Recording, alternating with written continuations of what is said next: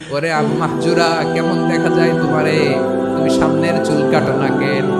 আবু মাহজুরা বলে, আমি হাঁটু গেড়ে পেয়ারা নবীর সামনে বসেছিলাম, আমার এই মাথার চুলের মধ্যে মুবারক হাত লাগিয়ে বিশ্বনবী নিজে আমাকে আজানের প্রতিটা বাক্য শিক্ষা দিয়েছেন। বিশ্বনবীর মুবারক হাত, পবিত্র হাত আমার মাথার চুলের যেই জায়গায় লেগেছে, আমি চাই ওই চুলগুলা নিয়ে আমি আমার কবরের ভিতরে যাব। সাইয়েদনা আবু মাহজুরা রাদিয়াল্লাহু তাআলা আনহু ইন্তেকালের আগের পর্যন্ত মাথার সামনের চুলগুলা কাটে নাই। মাথার সামনের চুল তিনি কাটেন নাই। সুবহানাল্লাহি বিহামদি। কেমন ভালোবাসতেন বিশ্বনবী সাহাবীদেরকে, সাহাবারা কেমন ভালোবাসতেন বিশ্বনবীকে। অষ্টম হিজরিতে হুনাইনের যুদ্ধে রাসূল সাল্লাল্লাহু আলাইহি ওয়াসাল্লাম ফিরে আসতেছেন মদিনায়। পথিমধ্যে বেলাল রাদিয়াল্লাহু তাআলা আনহু আযান দিচ্ছেন। কি দিচ্ছেন? তো পাশে ছিল মুশরিকদের একটা পল্লী, কিছু মুশরিক তরুণ, কিছু অমুসলিম কিশোর, তারা আজানকে ব্যঙ্গ করতেছে, আমাদের বাংলায় মুখ ভেঙ্গানো বলে আর কি। বেলাল রাদিয়াল্লাহু তাআলা আনহু আজান দিচ্ছেন, ওই বাচ্চাগুলো মুশরিক, তো ওরা আজানকে ব্যঙ্গ করতেছে, বিকৃতি করে ওরাও আজান দিচ্ছে। উদ্দেশ্য হচ্ছে আজানকে নিয়ে ঠাট্টা করা। উদ্দেশ্য কি? ঠাট্টা করা। ব্যাপারটা মনে কষ্ট পাওয়ার মতো ব্যাপার না? কিন্তু বিশ্বনবী ওইখানে দেখেন কি খুঁজলেন। বিশ্বনবী খেয়াল করলেন অমুসলিম কিশোরদের মধ্য থেকে একটা কিশোরের গলাটা বড় দরাজ গলা, কণ্ঠটা বড় সুন্দর। খেয়াল করে দেখলেন যে কিছু কিশোর বেলালের আজানকে ব্যঙ্গ করে, বিকৃতি করে, কিন্তু একজনের কণ্ঠ দেখতে পাচ্ছেন না এত দূরে, কিন্তু কণ্ঠটা বড় সুন্দর, দরাজ গলা। বিশ্বনবী সাহাবীদেরকে বললেন, ধরো এগুলারে, ধরো। সবগুলারে ধরে বিশ্বনবী সামনে আনা হলো। ওরা হাঁটু গেড়ে বসলো। বিশ্বনবী বললেন, তোমাদের মধ্যে কে যেন ব্যঙ্গ করে আজান দিচ্ছিল, তার গলাটা বড় উঁচু, গলার বেসটা বড় মজবুত, মেলোডিয়াস, সুমধুর কণ্ঠ। কে? আবু মাহজুরা বলে, আমার বন্ধুরা সবাই আমার দিকে আঙ্গুল দেখায়, আমি পড়ে গেছি বিপদে। রাসূল সাল্লাল্লাহু আলাইহি ওয়াসাল্লাম বাকি অমুসলিম তরুণদেরকে ছেড়ে দিলেন, বললেন তোমরা যাও। এবার আবু মাহজুরারে পাইছে। আবু মাহজুরার চুলের মধ্যে হাত দিলেন বিশ্বনবী, মাথায় হাত দিয়ে বললেন, এবার আজান দাও দেখি। আবু মাহজুরা বলে, আমি তো আজান দিতে জানি না, কারণ আমি তো বেলালেরটা শুইনা দিছি, আমার তো মুখস্থ নাই, আমি তো আজান দিতে জানি না। বিশ্বনবী বললেন, জানো না? তাহলে আসো, আমি তোমারে শিখাই দিই। সুবহানাল্লাহ। আবু মাহজুরা হাঁটু গেড়ে বসে, বিশ্বনবীর মুবারক হাত আবু মাহজুরার চুলের মধ্যে। বিশ্বনবী আজানের মুআল্লিম আবু মাহজুরাকে বলতেছে, ঠিক আছে তোমারে শিখাই দিচ্ছি, আমি যা যা বলবো আমার সাথে সাথে বলো, পারবা? আবু মাহজুরা বলে, পারবো। বিশ্বনবী আজান দিচ্ছেন, মাথায় হাত দিয়ে আল্লাহু আকবার,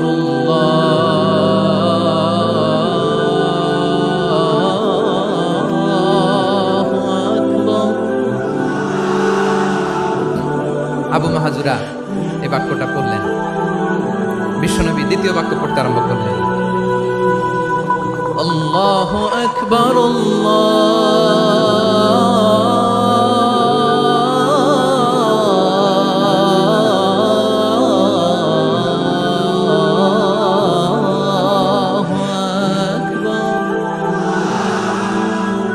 আবু মাহজুরা এই বাক্যটা বললেন। বিশ্বনবী আবু মাহজুরার মাথার মধ্যে হাত দিয়ে তৃতীয় বাক্য বললেন, আশহাদু আল্লা ইলাহা ইল্লাল্লাহ।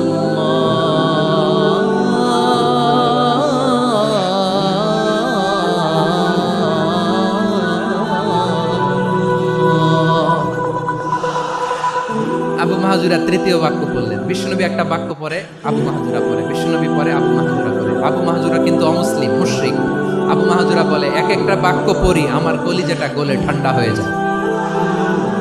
এতদিন মোহাম্মদকে গালি দিতাম, এখন মোহাম্মদ আমার মাথায় যখন হাত রাখছে আমার সারা শরীর ঠান্ডা হয়ে গেছে। বিশ্বনবী আজান শেখাচ্ছেন, একটা একটা বাক্য পড়ে আবু মাহজুরাও পড়ে, বিশ্বনবী পড়ে, আবু মাহজুরাও পড়ে। পুরো বাক্যগুলো যখন শেষ, আজান শেষ, আবু মাহজুরাও যখন পুরো আজান পড়লেন, আবু মাহজুরা বললেন, এতদিন মোহাম্মদের চেহারা দেখলে আমার ঘৃণা লাগতো, আজ থেকে মোহাম্মদের চেহারার চেয়ে প্রিয় চেহারা আমার কাছে নাই। আবু মাহজুরা বললেন, ও মোহাম্মদ, আজানের বাক্য তো আপনি আমারে শেখালেন, এখানেই শেষ করবেন না, আপনি আমারে পড়ায় দেন লা ইলাহা ইল্লাল্লাহু মুহাম্মাদুর রাসূলুল্লাহ সাল্লাল্লাহু আলাইহি ওয়াসাল্লাম। বিশ্বনবীর সাথে দাঁড়িয়ে উনি শাহাদা পড়ে মুসলমান হয়ে গেলেন। এবার আবু মাহজুরা বলে, ইয়া রাসূলুল্লাহ, ইয়া হাবিবাল্লাহ, আমি মুমিন হয়েছি, মুসলমান হয়েছি। আপনার কাছ থেকে আজান শিখার সৌভাগ্য আমি লাভ করেছি নবী। আমার কণ্ঠের বড় তারিফ করেছেন আপনি, আমার আজানকে আপনি পছন্দ করেছেন। একটা জিনিস আপনার কাছে চাই, আপনি আমাকে মক্কার মসজিদুল হারামের মুয়াজ্জিন হিসেবে অ্যাপয়েন্ট করে দেন। বিষ্ণু ঈসা ইসলাম বললেন, যাও আবু মাহজুরা, আমি তোমাকে পৃথিবীর শ্রেষ্ঠতম মসজিদ মক্কার মসজিদুল হারামের মুয়াজ্জিন হিসেবে অ্যাপয়েন্ট করে দিলাম। দেখছেন কিভাবে ট্যালেন্ট হান্টিং করতে হয়, কিভাবে হিউম্যান রিসোর্স মানব সম্পদকে ব্যবহার করতে হয়। আসছিল আজানকে ভেঙাইতে, আসছিল কেন?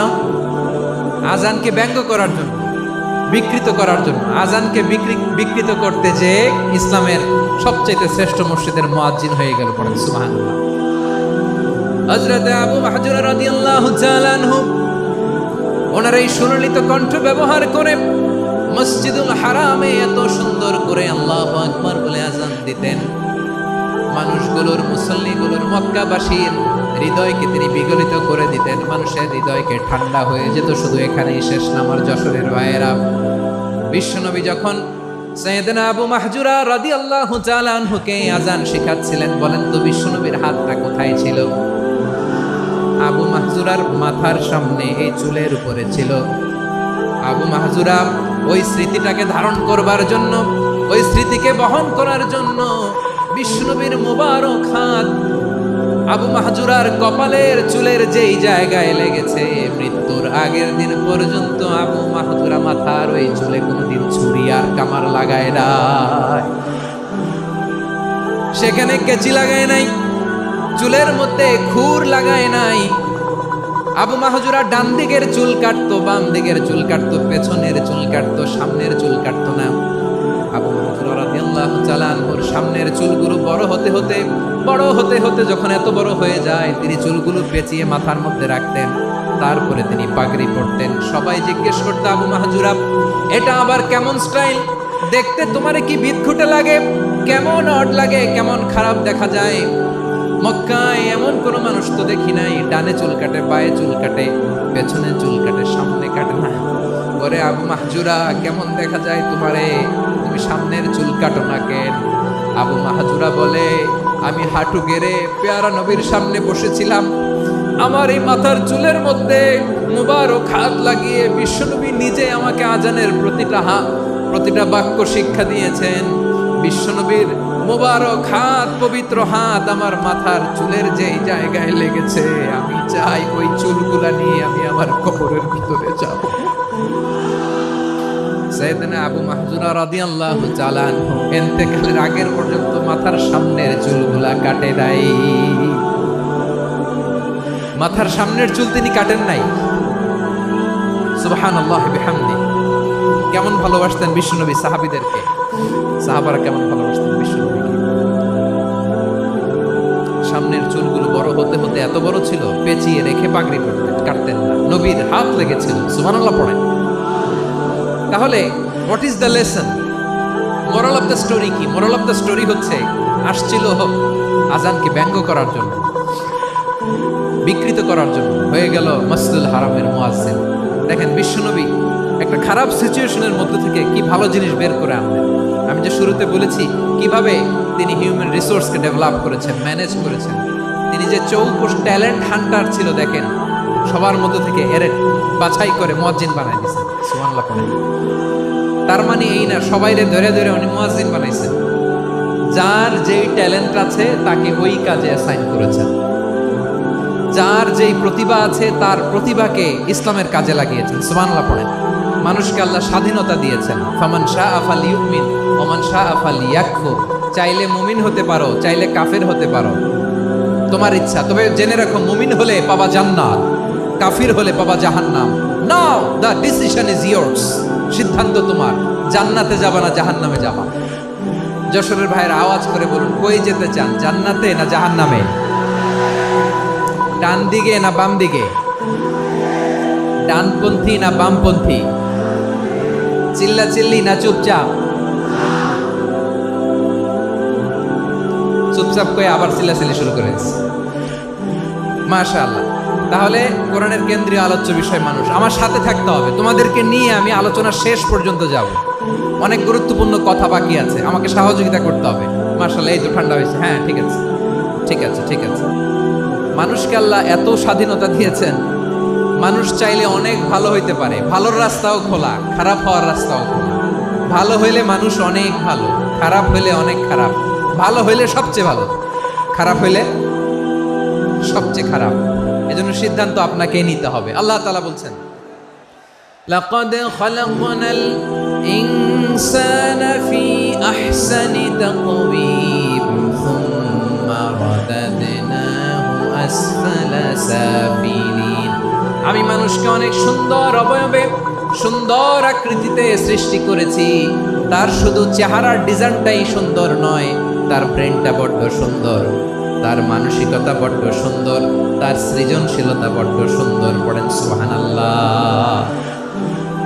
আমাদের চেহারা, অবয়ব, ডিজাইন যে সুন্দর তা না, আমাদের ব্রেনটা অনেক সফিস্টিকেটেড ব্রেন, অনেক সফিস্টিকেটেড।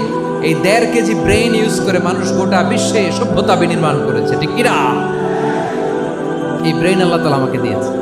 এটারে কাজে লাগালে, আপনার 6 সেন্স কাজে লাগালে আপনি অনন্য মানুষ হয়ে উঠবেন, মহামানবে রূপান্তরিত হবেন। মানুষ হতে পারে, চাইলেই মহামানব হতে পারে। আবার যদি মানুষ চায় খারাপও হতে পারে। আল্লাহ বললেন শুধু ভালোই না, ভালো হতে চাইলে অনেক ভালো তুমি হতে পারো, আবার খারাপ হতে চাইলে অনেক খারাপ তুমি হতে পারো। সুম্মা রাদাদনাহু আসফালা সাফিলিন।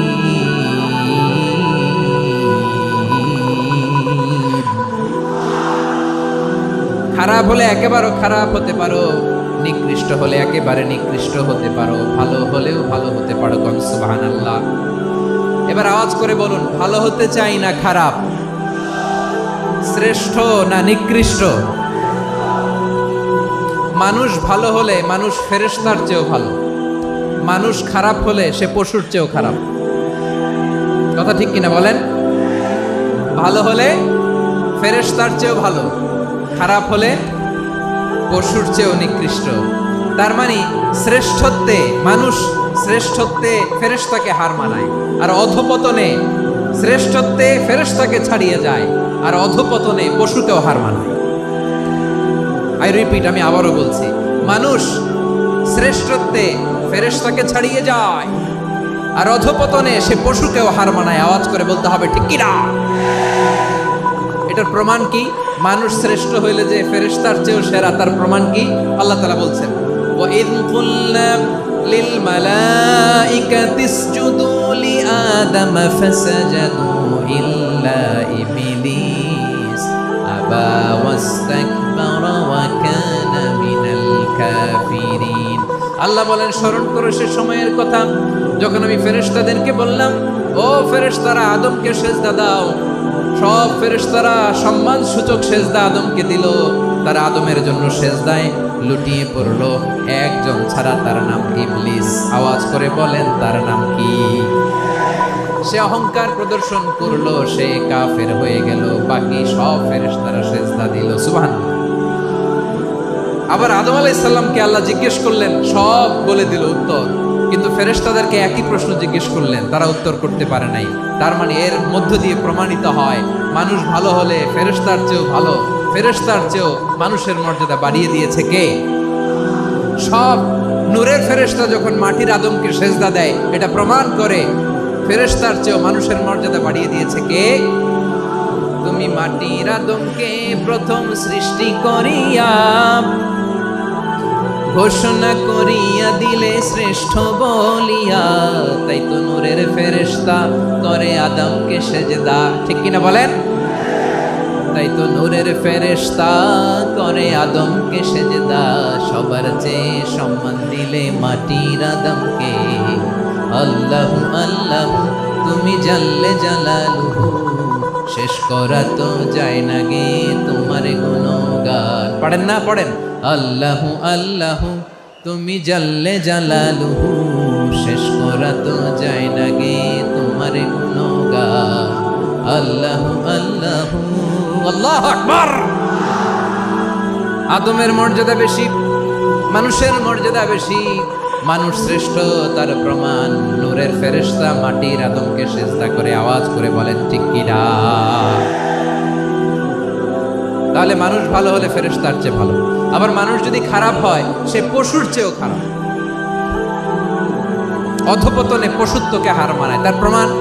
তার প্রমাণ কি? তার প্রমাণ হচ্ছে যশোরের ভাইরা দেখবেন পত্রিকায় নিউজ পেপারে মাঝে মাঝে এরকম দেখা যায়, এক মানুষ আরেক মানুষকে হত্যা করে 20 টুকরা করে বস্তার ভেতরে ভরেছে। আপনারা এই নিউজ পড়েন নাই না? দেখেন নাই? দেখছেন? মানুষ মানুষকে হত্যা করে কয় টুকরা? জোরে বলেন। এখানেই ক্ষান্ত হয় না, আবার কোথায় ভরছে? বস্তার ভেতরে। আচ্ছা, বুঝে থাকলে আওয়াজ করে বলেন, কোনদিন শুনছেন একটা হাতি আর একটা হাতিকে হত্যা করে 20 টুকরা করছে, এরপরে বস্তার ভিতরে ভরছে? হয়েছে? তাহলে দেখেন, মানুষ যদি খারাপ হয় সে পশুকেও হার মানায়। চিল্লায় বলো ঠিক কি না? এমনও দুশ্চরিত্র মানুষ আছে যার নজর থেকে 6 মাসের ছোট্ট মেয়ে থেকে শুরু করে 80 বছরের বৃদ্ধারাও নিরাপদ নয়। পশুকেও হার মানে।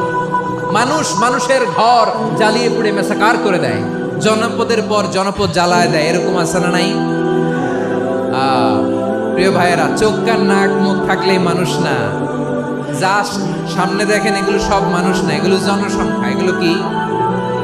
সবাই বলুন, এগুলো কি? বাড়ছে জনসংখ্যা, কমছে মানুষ। বাড়ছে জনসংখ্যা, কমছে। এই দুনিয়া এখন তো আর সেই দুনিয়া নাই, মানুষ নামের মানুষ আছে দুনিয়া বোঝাই, সেই মানুষের ভিড়ে আমার আসল মানুষ না। ঠিক কিনা? আসল মানুষের বড্ড অভাব, আসল মানুষের বড্ড অভাব। আমার ভাইয়েরা, মানুষ খারাপ হলে পশুকেও হার মানায়। তাহলে আমরা বুঝলাম মানুষ ভালো হলে অনেক ভালো, খারাপ হলে অনেক খারাপ। ও আমার কলিজার টুকরা যশোরের ভাইয়েরা, আসুন না 3 দিন ব্যাপী এই তাফসীরুল কোরআনের ঐতিহাসিক প্রোগ্রাম থেকে আমরা সিদ্ধান্ত নেই, আমরা ভালো মানুষ হব নাকি খারাপ মানুষ হব। কলিজা থেকে, প্রাণ থেকে আওয়াজ করে সবাই বলুন, ভালো মানুষ নাকি খারাপ মানুষ? ভালো মানুষ হইতো। ভালো মানুষ যারা জগৎটাকে এনলাইটেন করবে, যারা সত্যের বীর সেনানী হয়ে দাঁড়াবে, যারা সত্যের পক্ষে কথা বলবে, যারা জালিমের মসনদকে ভেঙে খান খান করে দেবে। এরকম হওয়ার দরকার আছে না নাই? এরকম ভালো মানুষ আমরা হতে চাই কি চাই না? মানুষকে যত্ন নিলে মানুষ যে কত ভালো হয় আপনি কল্পনাও করতে পারবেন না। এই যে আপনাদের যশোরে যে ভালো ছেলেগুলো আছে, যে ভালো তরুণগুলো আছে, যে যুবকগুলো আছে, যে ভালো আলেমরা আছে, ভালো নেতারা আছে, সবাই যদি তাদের মতো হতো, পুরো যশোরটা একটা জান্নাতের টুকরা হয়ে যেত। আওয়াজ করে বলেন ঠিক কিনা? মানুষকে নার্চারিং করলে, মানুষকে পলিশ করলে, মানুষকে গ্রুমিং করলে, মানুষকে সঠিক তারবিয়া দিলে মানুষ অনন্য হয়ে ওঠে। প্রতিটি মানুষ অনন্য। আমি অনন্য, আপনি অনন্য, আমরা সবাই অনন্য। সুবহানাল্লাহ বলেন। মানুষকে আল্লাহ তাআলা দিয়েছেন অসীম ক্ষমতা, অসীম ক্ষমতা। সুবহানাল্লাহ। একটা মানুষ পারে না এমন কিছু নাই, একটা মানুষ পারে না এমন কিছু নাই। বিশ্বাস করতে হবে, মানুষ যা কল্পনা করতে পারে ওইটা মানুষ করে দেখাতে পারে। মানুষ যা কল্পনা করতে পারে সেটা মানুষ করে দেখাতে পারে। তুমি তোমার কল্পনার রাজ্যকে সাজাও, তোমাকে হারাতে পারে এমন কোন শক্তি আল্লাহর জমিনে না। তোমার কি শক্তি, কি সম্ভাবনা তুমি জানোই না মিয়া। তুমি এদিকে তাকাও কেন? তোমার রাস্তা তো ওই দূরে। তুমি কোথায় যাবে, আল্লাহ তোমার টেনে কোথায় নিয়ে যাবে তুমি কিছুই জানো না। Plan big, dream big. কল্পনার শক্তিকে বড় করো। মানুষ যা কল্পনা করতে পারে মানুষ তা করে দেখাতে পারে। মানুষের কাছে অসাধ্য কিছু নাই, মৃত্যু ছাড়া, এক্সেপ্ট ডেথ, মৃত্যু ছাড়া মানুষ সবকিছুকে জয় করতে পারে। মৃত্যু ছাড়া যে কোনো অসাধ্যকে সাধন করার ক্ষমতা মানুষকে দিয়ে দিয়েছে কে? হারার জন্য তোমার জন্মই হয় নাই, তোমার জন্ম হয়েছে জিতার জন্য, বিজয়ের জন্য তোমার জন্ম। মানুষের শুরুটাই হয় বিজয় দিয়ে। যশোর, আওয়াজ করে বলো, মানুষের শুরু হয় কি দিয়ে? আমরা যখন আমার পিতার পৃষ্ঠদেশে ছিলাম, পিতার পৃষ্ঠদেশ থেকে শুক্রাণু যখন মায়ের গর্ভদেশে যেয়ে পড়ে, কতটা শুক্রাণু ভ্রমণ শুরু করে জানো? 20 কোটি শুক্রাণু। একবার সিমেন আউট হলে সেখানে 20 কোটি শুক্রাণু থাকে, ভ্রমণ শুরু করে। ওই 20 কোটি শুক্রাণুর মধ্যে থেকে তুমি আমি আজকে এক বিকশিত শুক্রাণু মানব রূপে পৃথিবীতে এসেছি। সুবহানাল্লাহ। ওই 20 কোটি শুক্রাণুর প্রতিযোগিতায় সবাইরে পেছনে ফেলে সেদিন আমি সফল হয়েছিলাম, সেদিন আমি বিজয়ী হয়েছিলাম। সেদিন আমি এত ছোট ছিলাম, মাইক্রোস্কোপ দিয়েও আমার অস্তিত্ব টের পাওয়া যায় না। আমি এত তুচ্ছ ছিলাম, নগণ্য ছিলাম, আমার কান ছিল না, আমার চোখ ছিল না, আমার হাত ছিল না, আমার জন্য রিকমেন্ডেশন করার মতো মামু ছিল না, খালা ছিল না, কেউ ছিল না। তারপরেও ওই প্রতিযোগিতায়, ওই কম্পিটিশনে যখন আমারে কেউ হারাতে পারে নাই, আল্লাহর জমিনেও আমারে কেউ হারাতে পারে না। হারার জন্য তোমার জন্মই হয় নাই, তুমি আসছোই জিতার জন্য। সুবহানাল্লাহ। বিশ্বনবী বলেন, আন্নাসু মাআদিন কামাআদিনিয যাহাবি ওয়াল ফিদ্দা খিয়ারুহুম ফিল জাহিলিয়াতি খিয়ারুহুম ফিল ইসলাম। Peoples are like mines of gold and silver. সোনার খনি, রূপার খনি, এর চেয়েও বড় খনি হচ্ছে এই মানব সম্পদের খনি। আওয়াজ করে বলেন আল্লাহু আকবার। আল্লাহ তাআলা এই সম্পদ আমাদেরকে দিয়েছে। বিশ্বনবী বলেন, মানুষ হচ্ছে খনির মতো। খিয়ারুহুম ফিল জাহিলিয়াতি খিয়ারুহুম ফিল ইসলাম। জাহিলি যুগে যারা সেরা, ইসলামেও তারা সেরা। ইদা ফাকহু, যদি তারা বুঝবান হয় তাহলে তাদেরকে সেরা বানায় দিবে কে? তাহলে মানুষের চেয়ে সেরা কেউ হতে পারে? মানুষের চেয়ে অনন্য কেউ হতে পারে? মানুষকে কেউ হারাতে পারে? আওয়াজ করে বলো, তোমাকে কেউ হারাতে পারবে? এই সাহস জাগছে আজকের আলোচনা থেকে। আমি তুমি অনন্য, আমাকে তোমাকে হারায়া দেওয়া এত সহজ না, ঠিক কিনা? একটা কথা জীবনের সাথে সেট করে নিতে হবে, আমি জিতি নয় শিখি, আমি কখনো হারি না। জীবনের সাথে সেট করে নাও, জেনজি অফ জেসর, আমি কখনো হারি না, আমি হয় জিতি নয় শিখি। চিল্লায় বলো ঠিক কিনা? আমি কখনো হারি না, আমারে হারানো এত সোজা না। কি সাহস জাগছে? বুকে সাহস জাগছে? তাকবীর পড়ো, লিল্লাহি তাকবীর। তাহলে বিষ্ণুই বললেন, নাসু মাআদিন, মানুষ হচ্ছে খনি। এই ধাক্কা ধাক্কি, আমি জানি এগুলো ভালোবাসার ধাক্কা ধাক্কি, এজন্য আমি সহ্য করে নেই। এগুলো যে ভালোবাসার ধাক্কা ধাক্কি, এটা আমরা বুঝি। পৃথিবীর কোনো আইন, সিকিউরিটি, প্রটোকল দিয়ে এটারে মানানো যাবে না, কারণ এটা তো ভালোবাসা, লাভ। লাভ কোনো আইন কানুন দিয়ে বাধা যায় না, মানানো যায় না, ঠিক কিনা বলো?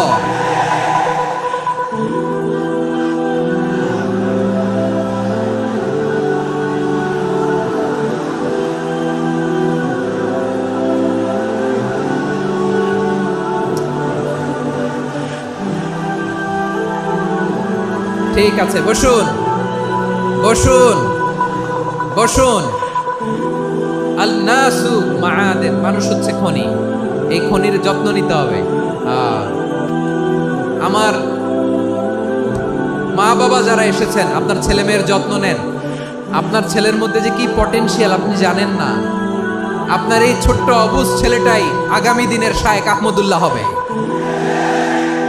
আপনার হেফজখানায় পড়া ওই ছোট্ট ছেলেটাই আগামী দিনের আল্লামা মামুনুল হক হবে। আপনার ওই ছেলেটা আমির হামজা হবে, আব্দুল হাই সাইফুল্লাহ হবে।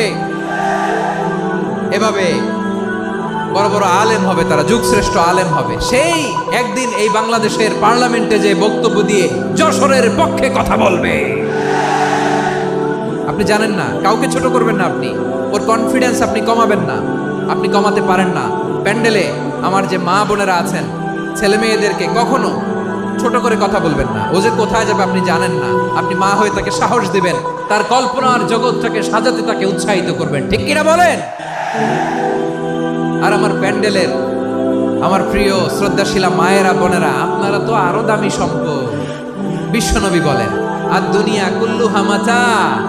আল্লাহ আল্লাহ আল্লাহ, বিশ্বনবীর কথার ওজন দেখেন। আর দুনিয়া কুল্লুহা মাতা ওয়া খায়রু মাতা'আদ দুনিয়াল মারআতুস সালিহা। বিশ্বনবী বলেন, দুনিয়ায় যা দেখো সব আল্লাহর দেওয়া অ্যাসেট, মানে সম্পদ।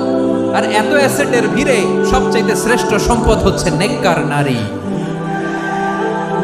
সুবহানাল্লাহ।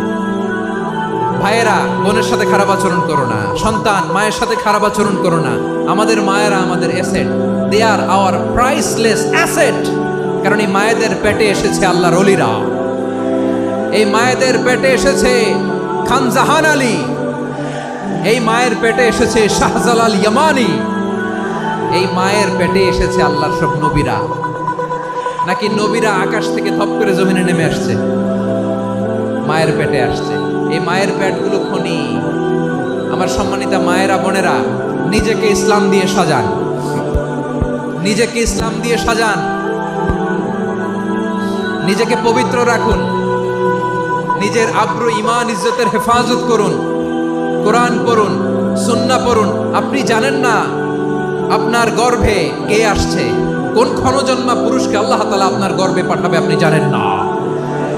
মায়েরা, নিজেদেরকে পবিত্র রাখুন, ইসলাম চর্চা করুন, কোরআন চর্চা করুন, নৈতিকতা দিয়ে নিজেকে সাজান। যশোরের জেনজি, নিজেদেরকে প্রস্তুত রাখো আগামীর বাংলাদেশের জন্য। নৈতিকতা, মোরালিটি, ভ্যালিউজ দিয়ে নিজেকে সাজাও, ইসলাম দিয়ে নিজেকে সাজাও। কারণ আগামীর বাংলাদেশ ইসলামের বাংলাদেশ। বাংলাদেশের আসল পরিচয় ইসলাম। বাংলাদেশের আসল পরিচয় কি? সবাই বলে না। বাংলাদেশের আসল পরিচয় কি? এই ইসলাম নিয়ে আমরা সংসদ ভবন সাজাবো, রাজি আছি না নাই? শেকড় ভুলে যাওয়া যাবে না। আমরা ধাপে ধাপে শারিয়া আইনের দিকে যাব ইনশাআল্লাহ, কিন্তু জঙ্গিবাদ দিয়ে নয়, কট্টর পন্থা দিয়ে নয়। আমরা ইন্টেলেকচুয়ালি, গ্রাজুয়ালি, ধাপে ধাপে শারিয়া আইনের দিকে মুভ করবো ইনশাআল্লাহ। বলো লিল্লাহি তাকবীর। এদেশের আসল পরিচয় সবাই বলে না, আওয়াজ করে, এদেশের আসল পরিচয়। এদেশে আজান শুনে সূর্য ওঠে শহর গ্রামে, এদেশে আজান শুনে সূর্য ডুবে সন্ধ্যা নামে, এদেশে সকল কাজে সবাই বলে বিসমিল্লাহ, এদেশে ভালো কিছু দেখে শুনে হাসি মুখে সবাই বলে মাশা আল্লাহ। সুবহানাল্লাহ সুবহানাল্লাহ সুবহানাল্লাহ সুবহানাল্লাহ সুবহানাল্লাহ সুবহানাল্লাহ সুবহানাল্লাহ সুবহানাল্লাহ। ও নবীন তরুণ, তোমার কিসের এত ভয়? জেনে রেখো বাংলাদেশের আসল পরিচয়। বাংলাদেশের আসল পরিচয় ইসলাম। আওয়াজ তুলে বলো, আসল পরিচয় কি? এদেশে পরস্পরে দেখা হলে দেয় সালাম, এদেশে আমজনতার হৃদয় জুড়ে পাক্কালাম। ঠিক কি না? এদেশে বিপদ এলে সর্বজনে সর্বক্ষণে দোয়া পড়ে ইন্না লিল্লাহ সুবহানাল্লাহ সুবহানাল্লাহ সুবহানাল্লাহ সুবহানাল্লাহ। এদেশে আজান শুনে সূর্য ওঠে শহর গ্রামে, এদেশে আজান শুনে সূর্য ডুবে সন্ধ্যা নামে, এদেশে সকল কাজে সবাই বলে বিসমিল্লাহ, এদেশে ভালো কিছু দেখে শুনে হাসি মুখে সবাই বলে মাশা আল্লাহ। সুবহানাল্লাহ, আওয়াজ করে সুবহানাল্লাহ সুবহানাল্লাহ সুবহানাল্লাহ সুবহানাল্লাহ। সবাই একসাথে সুবহানাল্লাহ সুবহানাল্লাহ সুবহানাল্লাহ সুবহানাল্লাহ। এদেশের আসল পরিচয় কি? আওয়াজ করে বলতে ভয় লাগে। এদেশের আসল পরিচয় কি? ইসলাম দিয়ে আমাদের সংসদ ভবন চলুক, আমরা চাই কি চাই না? বঙ্গভবনে লা ইলাহা ইল্লাল্লাহর পতাকা উড়ুক, আমরা চাই কি চাই না? প্রতিটি জেলা অফিসে, ডিসি অফিসে লা ইলাহার পতাকা ঝুলুক, আমরা চাই কি চাই না? কারা কারা চাই হাত তুলে আল্লাহরে দেখায়।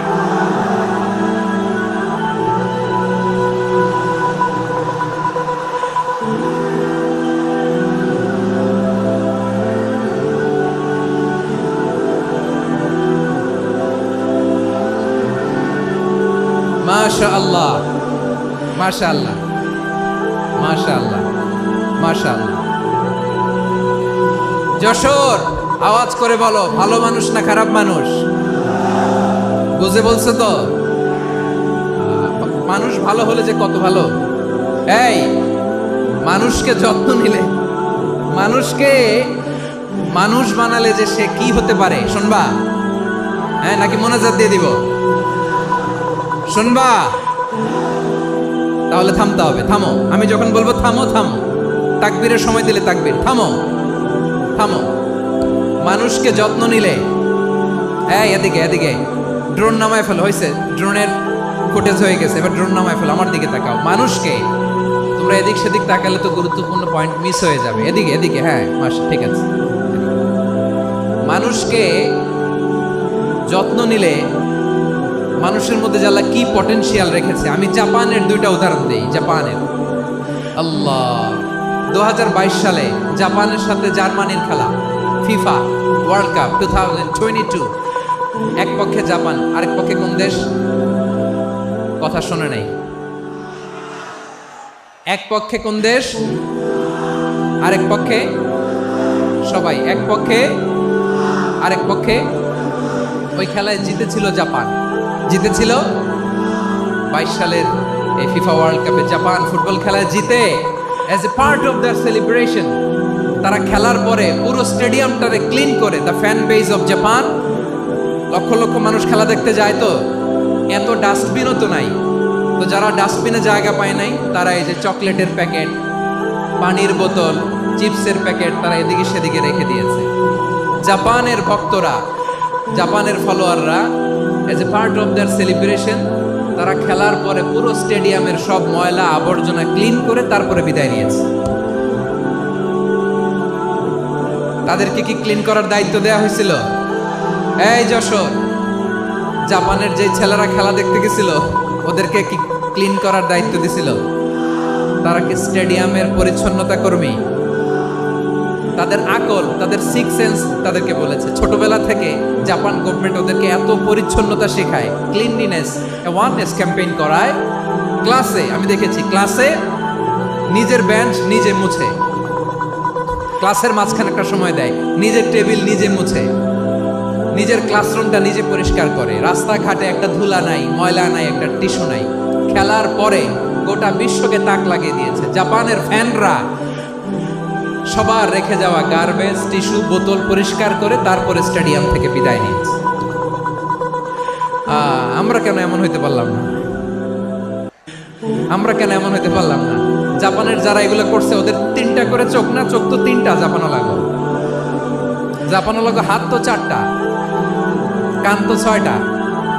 হ্যাঁ, নাকি আমার মতো 2 হাত 2 কানওয়ালা মানুষ? চোখে দেখলে ওটা মানুষ না। চিন্তা করছেন?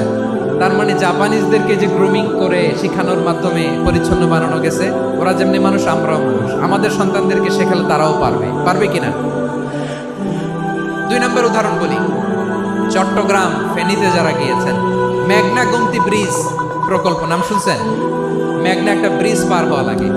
এই মেঘনা গুমতি, এখানে 3টা ব্রিজ, কাঁচপুর সহ এই 3টা ব্রিজের নির্মাণ কাজ, রেনোভেশনের কাজ দেয়া হয়েছিল জাপানের একটা কোম্পানিকে। কাকে? জাপানের কোম্পানি। নির্মাণ শেষে 738 কোটি টাকা বেঁচে গেছিল, এটা গভর্নমেন্টের হাতে দিয়ে তারা বিদায় নিয়েছে। কত টাকা? 738 কোটি টাকা। যত প্রাক্কলিত ব্যয় নির্ধারণ করা হয়েছে, সব টাকা সরকার, তৎকালীন সরকার, 2019-এর সরকার কারা ছিল তো জানেন? এই 2019-এর সরকার তাদেরকে দিয়েছে। তারা রিনোভেশন নির্মাণ শেষে 738 কোটি টাকা অতিরিক্ত বেঁচে গেছিল, এটা আবার গভর্নমেন্টের হাতে বুঝাই দিয়ে তারা বিদায় নিচ্ছে। আমরা কেন এমন হইতে পারলাম না? জাপানের ওরাও মানুষ, আমরাও মানুষ। তার মানে মানুষে মানুষে পার্থক্য আছে না নাই? জাপানের 2টা উদাহরণ দিলাম, এবার আমার দেশের 2টা উদাহরণ দিব না? বাংলাদেশের 2টা উদাহরণ দিই। 1 নম্বর উদাহরণ, গত সপ্তাহে আপনারা জানেন কক্সবাজার আমার একটা প্রোগ্রাম ছিল, তো হেলিকপ্টারে গিয়েছিলাম। ফেনী জেলা যখন পার হচ্ছি, আমি দেখলাম 3টা উইন্ডমিল। উইন্ডমিল চিনেন তো? বিশাল পিলার, 3টা 4টা পাখা থাকে। বায়ু বিদ্যুৎ কেন্দ্র, বাংলাদেশের প্রথম বায়ু বিদ্যুৎ কেন্দ্র এটা। মুহুরী প্রজেক্ট বলে এটা সম্ভবত। সাগরের বাতাসের ঝাপটায় এটা ঘুরে এনার্জি হয়, ইলেকট্রিসিটি উৎপাদন হয়। তো আমি পাইলটকে বললাম, ভাই এগুলো থেকে কেমন ইলেকট্রিসিটি উৎপাদন হয়? কয় হুজুর একটু হয় না, কিছুই হয় না। কিছুই হয় না মানে? বলে হুজুর বাংলাদেশে যত উইন্ড মিল আছে এটার পাখা একটাও ঘুরে না। আল্লাহ, বলেন কি? তাহলে এই যে কোটি কোটি টাকা ব্যয় করে যে উইন্ড মিল, কয় হুজুর ভিতরে ফিটফাট, উপরে ফিটফাট, ভিতরে সদরঘাট। তার মানে কোটি কোটি টাকা দিয়ে এই উইন্ড মিল বানায়, এখানে কিছু নাই। দুর্নীতির আড্ডাখানা, আখড়াখানা বাংলাদেশ, ঠিক কিনা বলেন? আয় রে, জাপানিজরাও মানুষ, আমরাও মানুষ। আমার এক নিকটাত্মীয় সরকারি চাকরিজীবী, উনি আমাকে বললেন, বাংলাদেশের আরেকটা উদাহরণ দেখি। উনি আমাকে বললেন যে প্রতি বছর আমাদের অফিসের ফার্নিচার চেঞ্জ করে। বললাম প্রতি বছর ফার্নিচার চেঞ্জ করে কেন? বলে যে ফার্নিচার নতুন পারচেজ করলেই তো এখানে টাকা, নতুন কিনতে পারলেই টাকা, নতুন উন্নয়নের সবক শোনাতে পারলেই টাকা। প্রথম আলোর রিপোর্ট, কি আলো? প্রথম আলোর রিপোর্ট, গত 15 বছরে উন্নয়নের নামে লুটপাট হয়েছে প্রায় 3.25 লাখ কোটি টাকা। কার রিপোর্ট? আমাদের বানানো কথা। প্রথম আলোর রিপোর্ট। গত 15 বছরে কারা ছিল জানেন তো? হ্যাঁ, শুধু ওনাদেরকেই দোষ দিয়ে লাভ নাই। স্বাধীনতার পর থেকে শুধু শাসকের হাত বদল হয়েছে, আমরা কিছু পাই নাই, ঠিক কিনা বলেন? শুধু ওনাদের দোষ দিয়ে কি লাভ? একদল খাইছে, আরেক দল খাওয়ার জন্য রেডি হয়ে আছে। আমরা এরকম চাই না। আমরা চাই স্বাধীন সার্বভৌম বাংলাদেশ। আমরা চাই দুর্নীতিমুক্ত বাংলাদেশ। আমি নিউজটা যে কতবার পড়লাম, এটা কি সম্ভব? 3.25 লাখ কোটি টাকা লুটপাট, মানে লুটপাট করতে করতে এদেশের জনগণকে ফুটপাতে বসায় দিচ্ছে। প্রিয় ভাইয়েরা, জাপানের মানুষও মানুষ, আমরাও মানুষ। সিদ্ধান্ত আপনার, কোন মানুষ হবেন, ভালো মানুষ না খারাপ মানুষ? আজকের আলোচনার বিষয় হচ্ছে মানব সম্পদের উন্নয়ন, human resource development. It's a process to increase the capacity of knowledge, skill, capacity of the people of a country. একটা দেশের মানুষের জ্ঞান, তাদের দক্ষতা কি করে বাড়ানো যায়, বাড়িয়ে দেশের উন্নয়ন করানো যায়, এটাই হচ্ছে মানব সম্পদ উন্নয়নের মূল কথা। তাহলে মানব সম্পদ হচ্ছে একটা দেশের সবচাইতে শক্তিশালী পুঁজি। প্রাকৃতিক সম্পদ, খনিজ সম্পদের চেয়েও দামি হচ্ছে মানব সম্পদ। আমার প্রিয় যশোর, প্রাকৃতিক সম্পদ, খনিজ সম্পদের চেয়ে দামি সম্পদ কি সম্পদ? আল্লাহ তাআলা দয়া করে আমাদেরকে এই মানব সম্পদ দিয়েছেন। আসুন আমাদের এই মানুষগুলোকে আমরা সোনার মানুষ বানাই। রাজি আছেন তো সবাই? রাজি আছেন? মানুষ পারে না এমন কোনো কিছু নাই, চাইলে সব পারে। এজন্য মানুষকে তারবিয়া দিতে হবে, যথাযথভাবে তাদেরকে গড়তে হবে। আসুন আমরা সিরাতের আয়নায় বিশ্বনবীর জীবনী থেকে দেখি তিনি কিভাবে হিউম্যান রিসোর্সকে ম্যানেজ করতেন। যদি আপনাদের সময় হয়, দু একটা উদাহরণ দিয়ে আজকে আমি আমার আলোচনার বিদায় নিব। হবে সময় হবে কয়েক মিনিট। শেষ কথা, শেষের দিকে চলে আসছি। বিষ্ণু ইসলাম কিভাবে হিউম্যান রিসোর্সকে ম্যানেজ করতেন, মজার কথা আছে কয়েকটা, বলে বিদায় নিব। বিশ্বনবী কিভাবে এই মানব সম্পদকে ম্যানেজ করতেন। বিশ্বনবী he was a very good talent hunter, চৌকস ট্যালেন্ট হান্টার ছিল। কার মধ্যে কি ট্যালেন্ট আছে দেখলেই বুঝে ফেলতেন। সুবহানাল্লাহ পড়বেন না? কি নবী আমরা পেয়েছি। He was a very good talent hunter. আমার নবী তিনি চৌকস ট্যালেন্ট হান্টার ছিলেন। কার মধ্যে কি প্রতিভা বের করতেন, ওই প্রতিভাকে ইসলামের কল্যাণে কাজে লাগাতেন। সুবহানাল্লাহ বলেন। যাকে যেই জায়গায় সেট করলে ভালো হবে তাকে ওই জায়গায় সেট করতেন। কয়েকজন সাহাবীর জীবনী শোনাই। আবু মাহজুরা রাদিয়াল্লাহু তাআলা আনহু, মক্কার মুয়াজ্জিন, আগে ছিল মুশরিক, পরে হয়েছেন মুমিন। উনি কিভাবে মুমিন হইলেন এই ঘটনাটা একটু আপনাদের শোনাতে চাই। রাদিয়াল্লাহু তাআলা আনহু কিভাবে মুসলিম হলেন, আওয়াজ করে শুনেন। 8ম হিজরি। কত হিজরি? সবাই বলেন না একটু, কত হিজরি? 8ম হিজরিতে হুনাইনের যুদ্ধে রাসূল সাল্লাল্লাহু আলাইহি ওয়াসাল্লাম ফিরে আসতেছেন মদিনায়। প্রতিমধ্যে বেলাল রাদিয়াল্লাহু তাআলা আনহু আযান দিচ্ছেন। কি দিচ্ছেন? তো তো পাশে ছিল মুশরিকদের একটা পল্লী, কিছু মুশরিক তরুণ, কিছু অমুসলিম কিশোর, তারা আজানকে ব্যঙ্গ করতেছে। আমাদের বাংলায় মুখ ভেঙ্গানো বলে আর কি। বেলাল রাদিয়াল্লাহু তাআলা আনহু আজান দিচ্ছেন, ওই বাচ্চাগুলো মুশরিক, তো ওরা আজানকে ব্যঙ্গ করতেছে, বিকৃতি করে ওরাও আজান দিচ্ছে। উদ্দেশ্য হচ্ছে আজানকে নিয়ে ঠাট্টা করা। উদ্দেশ্য কি? ঠাট্টা করা। ব্যাপারটা মনে কষ্ট পাওয়ার মতো ব্যাপার না? কিন্তু বিশ্বনবী ওইখানে দেখেন কি খুঁজলেন।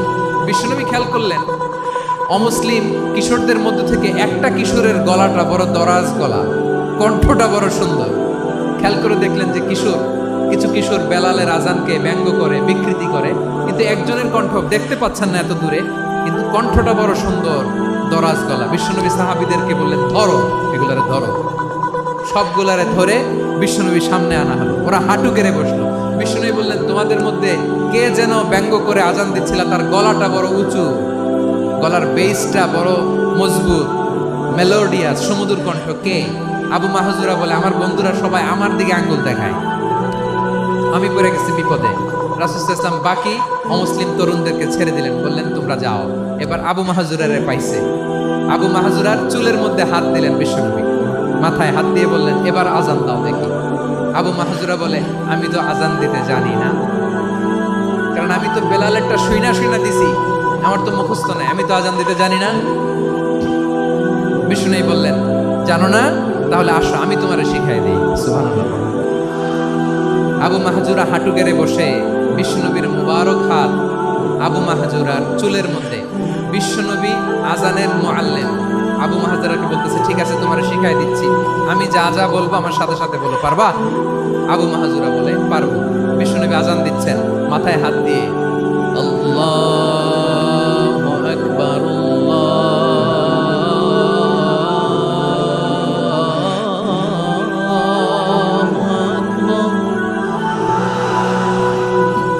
আবু মাহজুরা এই বাক্যটা পড়লেন। বিশ্বনবী দ্বিতীয় বাক্য পড়তে আরম্ভ করলেন, আল্লাহু আকবার,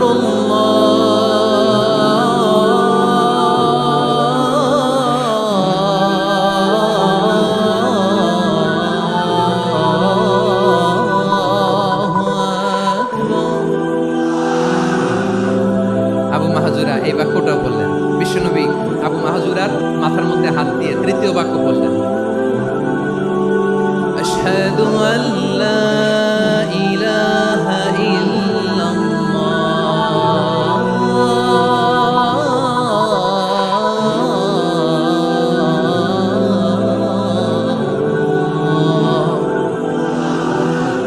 আবু মাহজুরা তৃতীয় বাক্য বললেন। বিশ্বনবী একটা বাক্য পরে আবু মাহজুরা পরে, বিশ্বনবী পরে আবু মাহজুরা পরে। আবু মাহজুরা কিন্তু অমুসলিম, মুশরিক।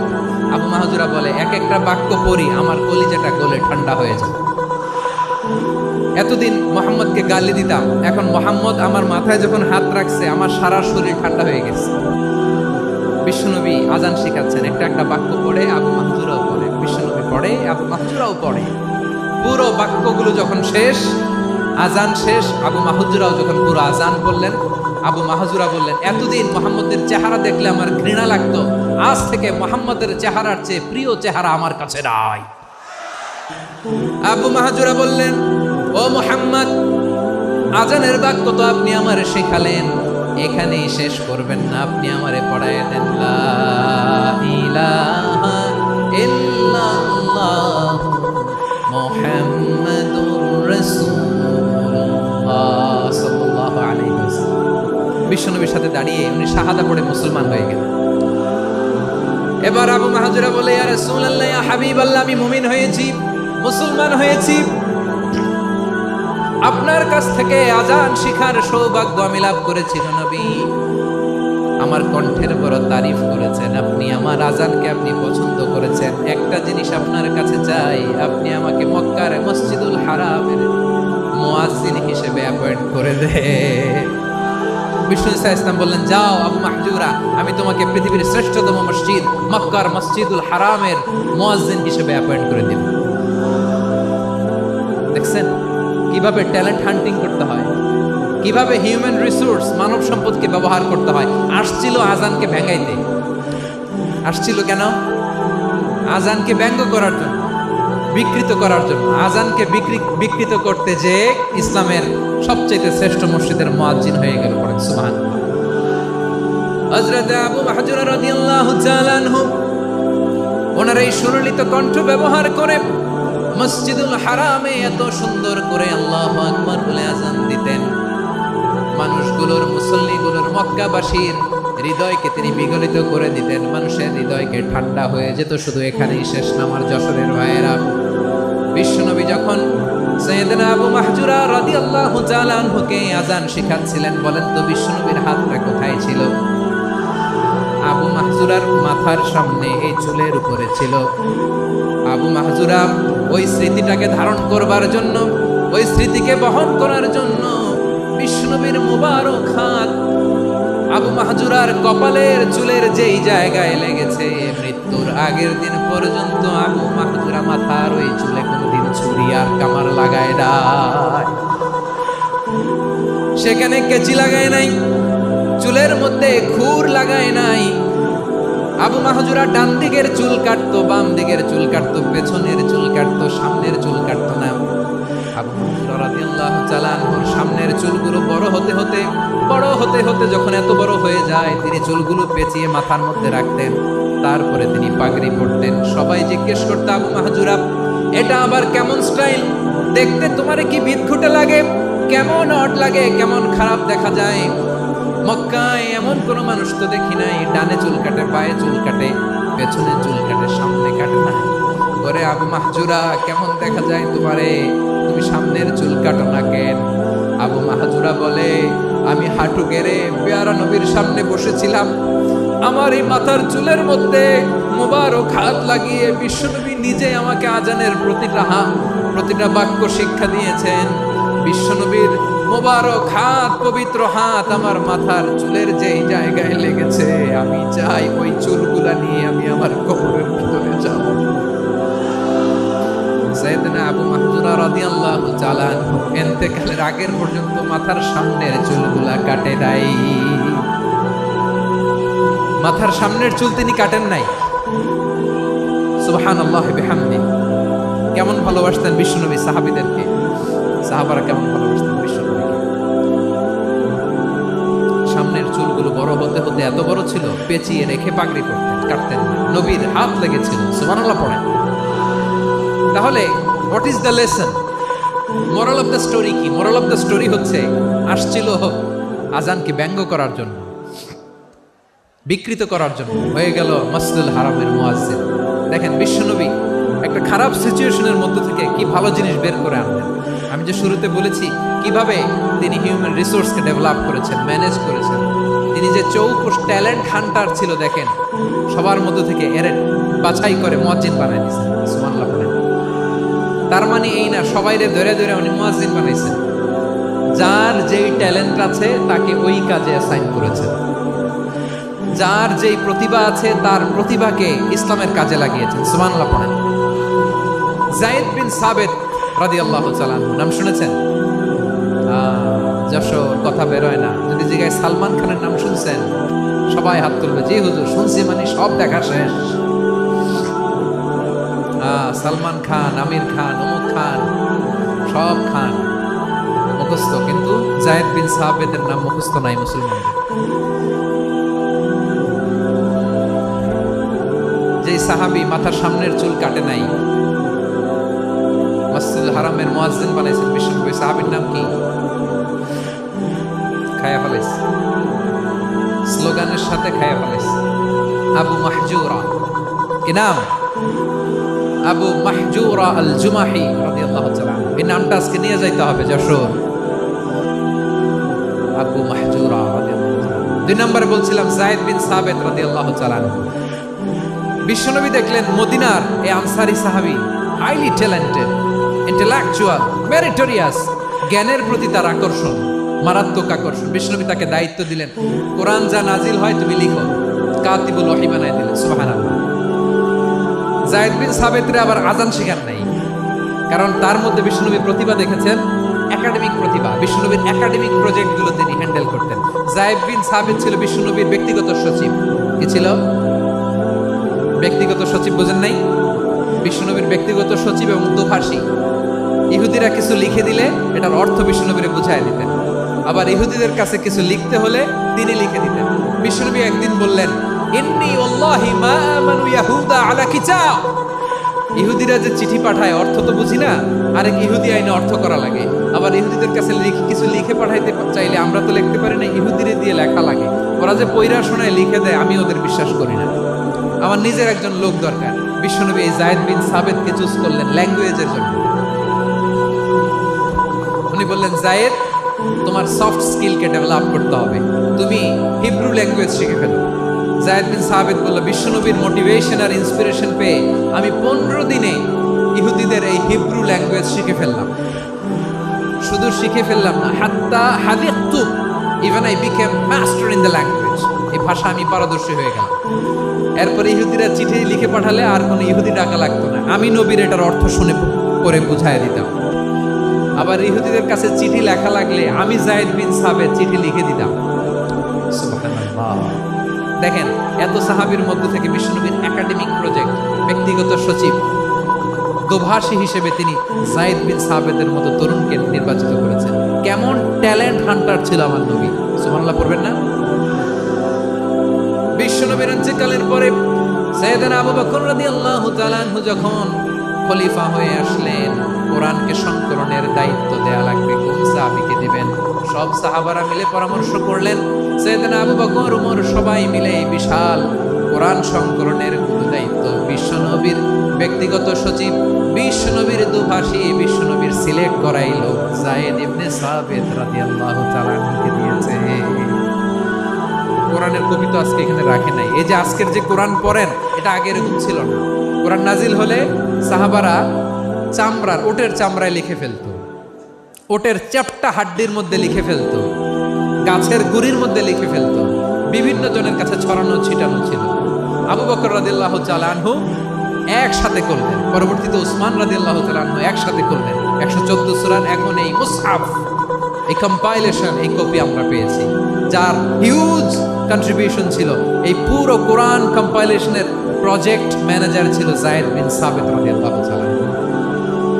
কোরআন কম্পাইলেশনের প্রজেক্ট ম্যানেজার। দেখেন, উনারে মাথায় হাত দিয়ে আজান শেখায় নাই। সুবহানাল্লাহ কইবেন না? তাহলে প্রথম সাহাবী আবু মাহজুরাকে মুয়াজ্জিন বানাইলেন, যায়েদ বিন সাবেতকে ব্যক্তিগত সচিব আর দোভাষী বানালেন, মুসআব ইবনে উমাইর রাদিয়াল্লাহু তাআলা আনহুকে ইসলামের প্রথম অ্যাম্বাসেডর বানালেন। তাহলে তৃতীয় নাম্বার একজন সাহাবীর নাম বলছি, মুসআব ইবনে উমাইর। মুসআব কি নাম? নামটা কেমন লাগে? এই কয়েকজনের ভাল লাগে, বাকিদের ভাল লাগে না? ভাল লাগে? এই এই আর কয়েকটা মিনিট দেওয়া যাবে না আমাকে আল্লাহর রাস্তে? হ্যাঁ, ঠিক আছে। আমি তোমাদেরকে ভালোবাসা দেখাবো, দোয়া করবো যদি চুপ থাকো, একেবারে চুপ, কষ্ট সহ্য করো। বাকিরা যা সওয়াব পাবে তোমরা ডবল পাবা, যেহেতু কষ্ট বেশি, কিন্তু চুপ। 3 নম্বর সাহাবীর নাম মুসআব। এই ধাক্কাধাক্কি কেন? ধাক্কাধাক্কি কেন রে ভাই? না না না, এরকম হইলে আসবো না যশোর, আমি আর আসবো না।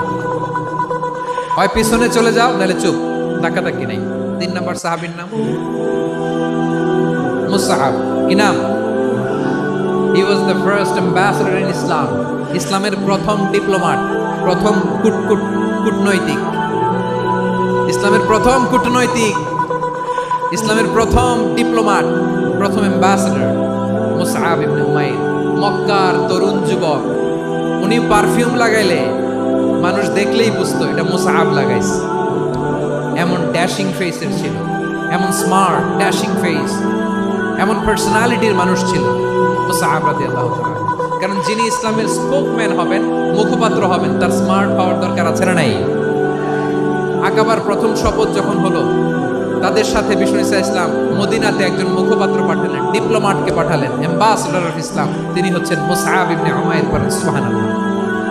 বিশ্বনবী দেখলেন সে অনেক স্মার্ট, তার ডেডিকেশন আছে, সিনসিয়ারিটি আছে, এবং মদিনায় যে আউস খাজরাজ গোত্রের নেতাদের সাথে ডিল করতে হবে, ইহুদিদের সাথে ডিল করতে হবে, ওখানে একজন পাক্কা জানু খেলোয়াড়ের দরকার আছে না নাই?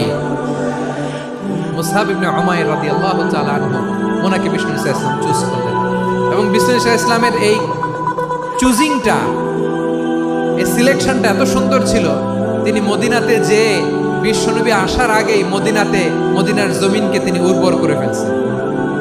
প্রতিটা ঘরে ঘরে কালিমার দাওয়াত তিনি পৌঁছায় দিয়েছেন। জুমার বিধান নাজিল হয়েছে, কিন্তু মক্কায় পরিবেশ নাই জুমা পালনের। বিষ্ণু সাল্লাল্লাহু আলাইহি ওয়াসাল্লাম একজনকে দিয়ে খবর পাঠালেন, যাও মদিনায় মুসাবকে যেয়ে বলো, মুসাব তো আমার শিক্ষক, আমার স্পোকম্যান, মদিনাতে যেন তারা জুমা কায়েম করে। বিশ্বনবীর আগেই মুসাব মদিনার মুসলিমদেরকে নিয়ে মদিনায় প্রথম জুমা কায়েম করে ফেলছে। সুবহানাল্লাহ। ডিপ্লোম্যাটদের কেমন হইতে হয়, অ্যাম্বাসেডার কেমন হইতে হয়, মুসআব রাদিয়াল্লাহু তাআলা আনহুর কাছ থেকে শিখেন। মুসআব নামটা কেমন লাগে? যশোর যাদের সন্তান হবে, ছেলে সন্তান, আমার রাস্তায় পাইলে সবাই জিজ্ঞেস করে, হুজুর একটা নাম দেন, আমার ছেলে হবে। যশোরবাসীর জন্য আমি একটা নাম দিয়ে দিলাম, নাম রাখতে হবে মুসআব। কি নাম? নামটা যাদের ভাল লাগে, ছেলে সন্তান অনাগত আসবে, মনে চাইলে নাম রেখে দিবেন মুসআব রাদিয়াল্লাহু তাআলা আনহুর নামে মুসআব। তাহলে মুসআব রাদিয়াল্লাহু তাআলা আনহুকে বিশ্বনবী ল্যাঙ্গুয়েজ শিখান নাই, সফট স্কিল শিখান নাই। যায়েদ রাদিয়াল্লাহু তিনি হিব্রু ল্যাঙ্গুয়েজ শিখেছেন, সুরিয়ানি শিখেছেন, কিন্তু মুসআবকে তিনি বানিয়েছেন the spokesman of Islam, the first diplomat, the ambassador of Islam. সুবহানাল্লাহ পড়বেন না? আব্দুল্লাহ ইবনে আব্বাস রাদিয়াল্লাহু তাআলা আনহু বিশ্বনবীর কাজিন, চাচাতো ভাই। আবার মাইমুনা রাদিয়াল্লাহু তাআলা আনহু, মাইমুনা নবীর স্ত্রী, তিনি ছিলেন আব্দুল্লাহর আপন খালা। তো নবীর বউ যদি ওনার খালা হয়, নবী তার কি? বুঝে নাই, নবী তার কি? খালু। তাহলে সম্পর্ক অনেক গভীর, কাজিন আবার খালু। ছোট্ট মানুষ, তাই রাতে মাঝে মাঝে ঘরে থাকতো। বিশ্বনবী দেখলেন আব্দুল্লাহ যেহেতু আমার ঘরে ঢুকতে পারে, আব্দুল্লাহরে এই উম্মতের বড় শিক্ষাবিদ বানাইতে হবে। কথা বোঝে নাই? আব্দুল্লাহকে কি বানাইতে হবে? শিক্ষাবিদ, এডুকেটর অফ দিস উম্মাহ, এই উম্মার শিক্ষাবিদ বানাইতে হবে। তাই আব্দুল্লাহ ইবনে আব্বাসকে বিশ্বনবী হাতে কলমে শিক্ষা দিয়েছেন। আহারে, আর এরপরে যে কি ভাষা আসবে তোমাদের জন্য আমার মুখ থেকে আমি নিজেও জানি না। 1 ঘন্টা যাব ধাক্কা ধাক্কি মারামারি। তো আসতে বলছে কে তোমাকে? পেছনে চলে যাও, জায়গা না পেলে। পুরো প্রোগ্রামটাই নষ্ট করে দিল।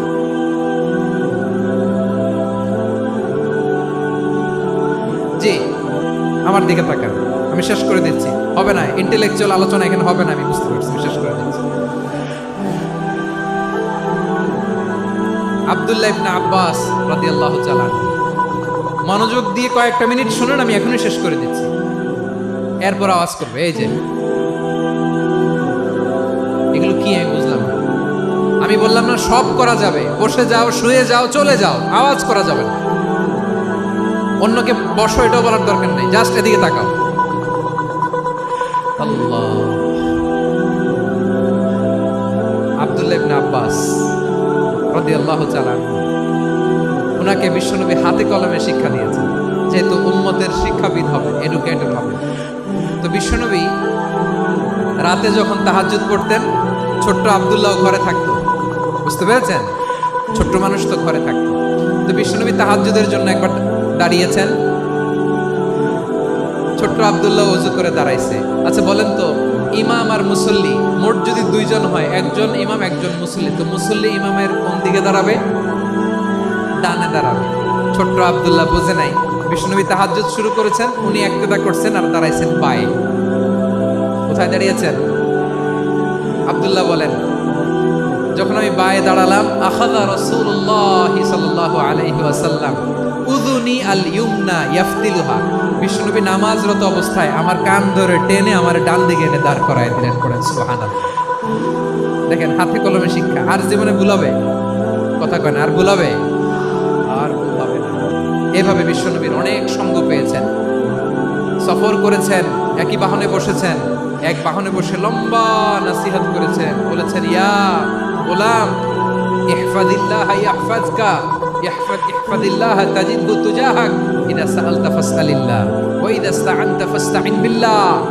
আল্লাহর বিধান মানো, আল্লাহর বিধান রক্ষা করো, আল্লাহ তোমায় রক্ষা করবে।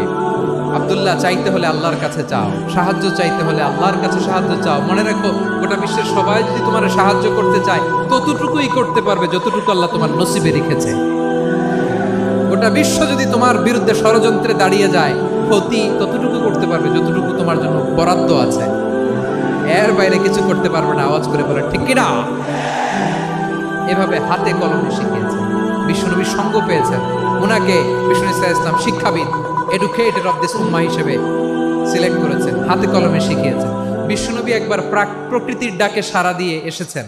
এখন কি করতে হবে? নামাজের জন্য ওযু করতে হবে।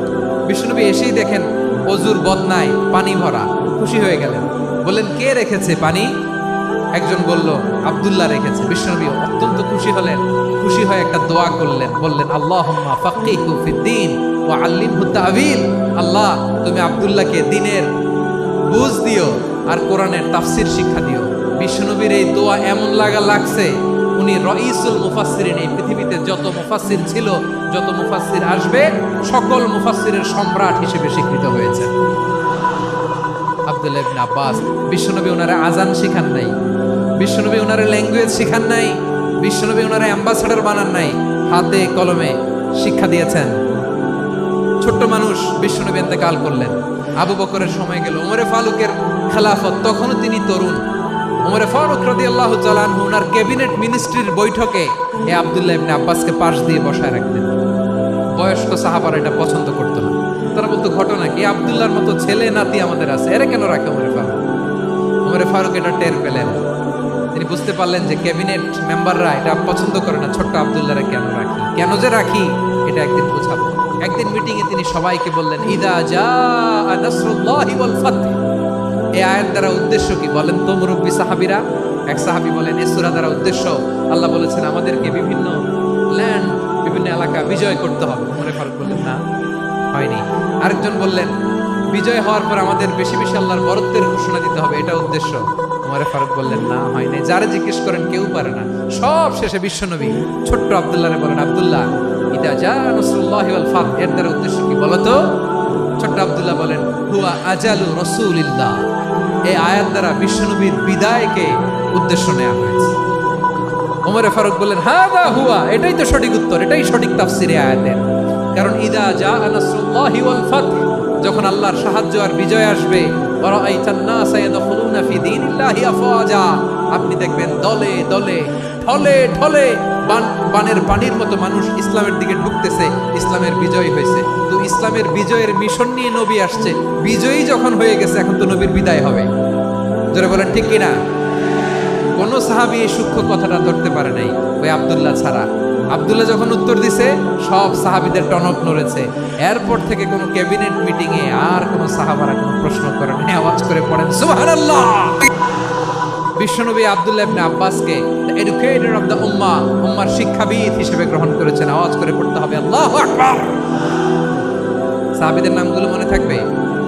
এক নম্বরে আবু মাহজুরা, মুয়াজ্জিন বানাইছেন। যায়েদ ইবনে সাবিত, দোভাষী, ট্রান্সলেটর অফ প্রফেট, এবং তিনি ছিলেন বিশ্বনবীর ব্যক্তিগত সচিব। Musab ibn Umair, the first ambassador and diplomat of ইসলাম।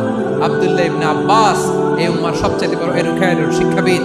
আরেকজন ছিল আব্দুল্লাহ ইবনে মাসউদ রাদিয়াল্লাহু তাআলা। দুই আব্দুল্লাহ, আব্বাস গেল, আরেকজন হচ্ছে মাসউদ। মক্কার তরুণ, ছাগল পালতো মুশরিকের। বিশ্বনবী আর আবু বকর রাদিয়াল্লাহু তাআলা একবার গেলেন, যে দেখে এই তরুণ দাঁড়ায় আছে। বিশ্বনবী বলেন আমি খুব ক্ষুধার্ত, তোমার কাছে কি দুধ আছে ছাগলের? আব্দুল্লাহ ইবনে মাসউদ বলে আছে। ওয়ালাকিন আনা মু'তামান, যে দুধ আছে এটা আমানতের, আমি দিতে পারবো না। বিশ্বনবী এইটা শুনেই তার টার্গেট করে ফেলছে। আনা মু'তামান, দুধ আছে কিন্তু এটা আমার মালিকের, আমি তো দরদ দেখাই আমার মালিকের দুধ, আপনি পথিক, আপনারা দিতে পারি না। বিশ্বনবী টার্গেট করে ফেলছেন, এরে আমার কাজে লাগাইতে হবে। বিশ্বনবী বলেন আচ্ছা ঠিক আছে, দুধ দিও না, কিন্তু এমন ছাগি আছে কিনা যেই ছাগির সাথে কোনো ছাগলের মিলন হয় নাই, তার ওলানে দুধও আসে নাই, বাচ্চাও নাই, এরকম ছাগির থেকে যদি আমি দুধ খাই তাহলে তো সমস্যা নাই। বলতেছে এরকম ছাগির থেকে দুধ খাইলে সমস্যা নাই, কারণ এরকম ছাগির ওলান থেকে দুধ আসবেও না। বলতেছে ঠিক আছে, এরকম একটা ছাগি নিয়ে আসো। নিয়ে আসা হলো। বিশ্বনবী বিসমিল্লাহ বলে ওই ছাগির ওলানে হাত দিলেন। হাত দিতে দেরি, পুরো ওলানটা দুধে ভরে যেতে দেরি হয় না। বিশ্বনবী আর আবু বকর রাদিয়াল্লাহু তাআলা দহন করে পেট ভরে খেলেন। এই দৃশ্য আব্দুল্লাহ ইবনে মাসউদের হৃদয়ে দাগ কাটলো। এই মুআজিজা দেখে তিনি বললেন আশহাদু আল্লা ইলাহা ইল্লাল্লাহ ওয়া আশহাদু আন্না মুহাম্মাদুর রাসূলুল্লাহ। তিনি ষষ্ঠ মুসলিম ছিলেন, 6 নম্বর মুসলমান। ওনাকে টার্গেট করে বিশ্বনবী দেখলেন এমন ইন্টেলেকচুয়াল ব্রেন, উনি সূক্ষ্ম সূক্ষ্ম জিনিস বুঝে বেশি, ফিকহি জ্ঞান ওনার মধ্যে বেশি। বিশ্বনবী ওনাকে কোরআনের জ্ঞান শিক্ষা দিতে লাগলেন। উনি বিশ্বনবী সবার কাছে কোরআন শোনায়, কিন্তু বিশ্বনবী নিজে আব্দুল্লাহ ইবনে মাসউদের কাছ থেকে কোরআন শুনতো। বিশ্বনবী একবার বললেন ইকরা আলাইয়া ইয়া মাসউদ, ইবনে মাসউদ একবার শোনাও তো কোরআন দেখি। আব্দুল্লাহ ইবনে মাসউদ বলে আকরাউ আলাইকা ওয়া আলাইকা উনজিল, নবী আপনার উপর কোরআন নাজিল হয় আর আমি আপনার সামনে কোরআন পড়ব। বিশ্বনবী বললেন ইন্নী উহিব্বু আন আসমাআহু মিন গায়রি, আমি নিজে পড়তে যেমনি ভালোবাসি অন্যে পড়ুক আমি শুনবো, এটাও আমি ভালোবাসি। সূরা নিসা তিনি তেলাওয়াত করে শুনিয়েছেন। এমন সূক্ষ্ম সূক্ষ্ম বিষয় বিশ্বনবী ওনাকে ধরিয়ে দিয়েছেন। উনি হয়ে গিয়েছেন আব্দুল্লাহ ইবনে আব্বাস, হয়েছেন রাইসুল মুফাসসিরিন, উনি হয়ে গিয়েছেন ফাকিহুল উম্মাহ। ওনার চাইতে বড় ফকিহ এই পৃথিবী আর দেখবে না। চিল্লায় বলেন সুবহানাল্লাহ। উনি বলতেন ওয়াল্লাহি ওয়াল্লাহি ইল্লাযী লা ইলাহা গায়রু মা উনজিলাত সূরাতুন ইল্লা ওয়া আনা আ'লামু আইনা উনজিলাত ওয়া ফীমা উনজিলাত। বিশ্বনবী এমন ভাবে কোরআনের দার্স আমাকে দিয়েছেন, কোরআনে যত সূরা নাজিল হয়েছে, যেখানে নাজিল হোক না কেন আমি জানি এটা কোথায় নাজিল হয়েছে এবং কোন প্রেক্ষাপটে নাজিল হয়েছে। এমন একটা সূরা নাই যে সূরার কোথায় নাজিল হয়েছে আমি মাসুদের জানা নাই, কোন প্রেক্ষাপটে নাজিল হয়েছে আমার জানা নাই। এরকম ঘটবে না। চিল্লায় বলেন আল্লাহু আকবার। এই আব্দুল্লাহ ইবনে মাসউদ রাদিয়াল্লাহু তাআলা ওমর ফারুকের সময় কুফার চিফ জাস্টিস ছিলেন। কুফা নগরের চিফ জাস্টিস। চিফ জাস্টিস বুঝেন নাই? বিচারপতি। কি ছিলেন? সবাই বলে নাই কি ছিলেন? বিচারপতি ছিলেন। এবং ওনার যে ফিকহি জ্ঞানের ধারা, এটাই আলকামা, ইব্রাহিম আন-নাখাঈ, হাম্মাদ ইবনে সুলাইমান হয়ে ইমাম আবু হানিফা পর্যন্ত পৌঁছেছে। এবং ওনার ফিকহি জ্ঞানের ধারাই হানাফি মাযহাবে অ্যাকসেপ্ট হয়েছে। আজও এগুলো হানাফি মাযহাবে চর্চিত হয়। হানাফি মাযহাবের সব ফিক আব্দুল্লাহ ইবনে মাসউদের ফিকহি জ্ঞানের ধারা থেকে নেওয়া হয়েছে। চিল্লায় পড়েন সুবহানাল্লাহ। তাহলে উনাকে বিশ্বনবী বানিয়েছেন জুরিস্ট, আইনবিদ, ফাকিহ। ওনারে আজান শিখান নাই। হিউম্যান রিসোর্স ডেভেলপমেন্ট কিভাবে করবেন, মানব সম্পদের উন্নয়ন কিভাবে করতে হয়, কিভাবে যার যেখানে প্রতিভা কাজে লাগাতে হয় উনি দেখিয়েছেন। সুবহানাল্লাহ পড়বেন না? খালিদ বিন ওয়ালিদ নাম শুনছেন? কে কে শোনেন নাই হাত তোলেন। কি ছিলেন? বীর যোদ্ধা ছিলেন খালিদ বিন ওয়ালিদ। কিন্তু তিনি ইসলাম ধর্ম গ্রহণ করেছেন অনেক দেরিতে, 8ম হিজরিতে। তার মানে 8ম হিজরির আগে উনি মুশরিকদের পক্ষে লড়াই করেছেন। ওনার হাতে কত মুসলিম সাহাবী যে নিহত হয়েছে হিসাব নাই। বিষ্ণুনবী টার্গেট করে রাখছে, তুমি আমাদের মুসলিমদের এত ক্ষতি করলা, তুমি যখন মুসলমান হবা তোমারে দিয়ে আমি এমন কাম করাবো যে এটা আর কেউ করতে পারবে না। সুবহানাল্লাহ নাই? যশোর ক্লান্ত হয়ে গেছে।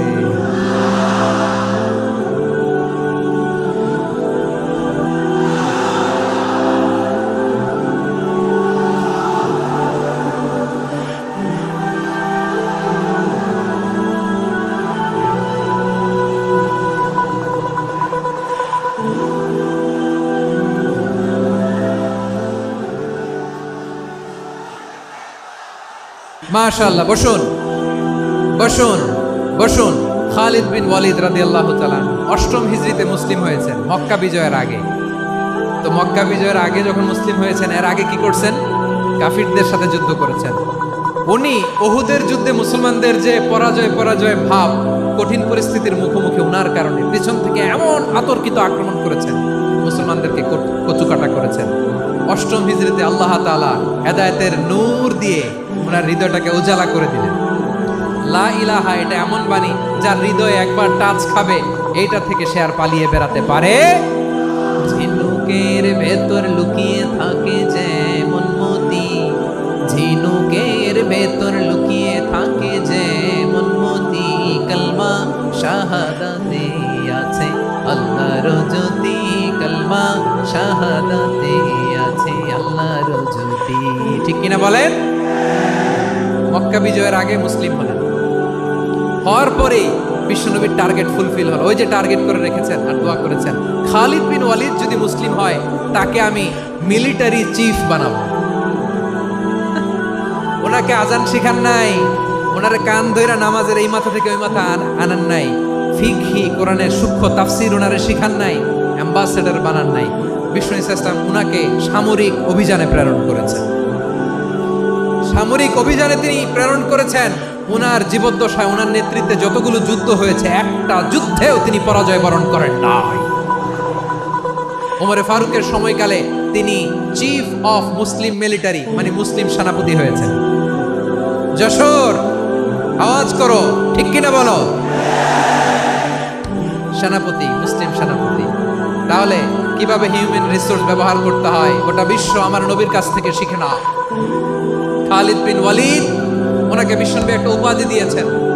উপাধিটা হচ্ছে সাইফুল্লাহিল মাসলুল, আল্লাহর নাঙ্গা তরবারি, আল্লাহর খোলা তরবারি, দ্য ওপেন সোর্ড অফ আল্লাহ। খালিদ বিন ওয়ালিদ মুসলিম সেনাপতি। হাসান বিন সাবিত নাম শুনছেন? দেখি উনি কি ছিল বলেন। রাসূলের সভা কবি, কালচারাল হিজিমনিকে ডিফিট করার জন্য। উনি ভালো অস্ত্র চালানো জানতেন না, ওই কাজে উনি যেতেন না। ওনার ছিল কাব্য প্রতিভা। কাব্য প্রতিভা, কাফিররা কবিতা দিয়ে নবীকে গালি দিত। বিশ্বনবী বলতেন, ইয়া হাসান আজিব আন রাসূলিল্লাহ, তুমি নবীর হয়ে কাফেরদের এই কথাগুলোর জবাব দাও। বিশ্বনবীর একটা মিম্বার ছিল। বিশ্বনবীর মিম্বারের পাশাপাশি মসজিদে নববীতে এই হাসান বিন সাবিতের জন্য বিশ্বনবী একটা স্পেশাল মিম্বার বানিয়ে দিয়েছেন। এখান থেকে তুমি জবাব দাও। এবং বিশ্বনবী বলেছেন, আল্লাহুম্মা আইয়িদহু বিরূহিল কুদুস। আল্লাহ, হাসান আমার পক্ষে জবাব দেয়, তুমি জিব্রাইল মারফত তাকে সাহায্য পাঠাইয়া দিও। রাসূল সাল্লাল্লাহু আলাইহি ওয়াসাল্লামের সভা কবি, the poet of the prophet, নবীর কবি। উনি কবিতা দিয়ে এমন উচ্চাঙ্গের ভাষায় কবিতা দিয়ে তিনি জবাব দিতেন, কাফিরদের গা শিহরে যেত, তাদের হৃদয়ে আগুন ধরে যেত। তাহলে এরকম কবিরও দরকার আছে না নাই? এখন যাকে আল্লাহ দিছে কাব্য প্রতিভা, এরা যদি আপনি যুদ্ধের ময়দানে পাঠান হবে? যারে দিছে সুরেলা গলা, এরা যদি অ্যাম্বাসেডর বানান হবে না। হাসান বিন সাবিত ছিলেন বিশ্বনবী সাল্লাল্লাহু আলাইহি ওয়াসাল্লামের কবি। হুযায়ফা ইবনুল ইয়ামান বিশ্বনবীর গোয়েন্দা বিভাগের প্রধান। কিসের প্রধান? হুযায়ফা ইবনুল ইয়ামান। ওনার ছিল ডিটেকটিভ মাইন্ড, ডিটেকটিভ মাইন্ড, গোয়েন্দা বিভাগের প্রধান। এবং উনি হচ্ছেন সাহিবু সিররি রাসূলিল্লাহ, রাসূল সাল্লাল্লাহু আলাইহি ওয়াসাল্লামের গোপন তথ্যের ধারক বাহক। নবীর যেই কথা কেউ জানে না, সব হুযায়ফার পেটের ভিতরে ছিল। সুবহানাল্লাহ পড়েন। মদিনার যত ইহুদিদের একটা লিস্ট ছিল, এই লিস্ট শুধু দুইজন জানতো, বিশ্বনবী আর হুযায়ফা।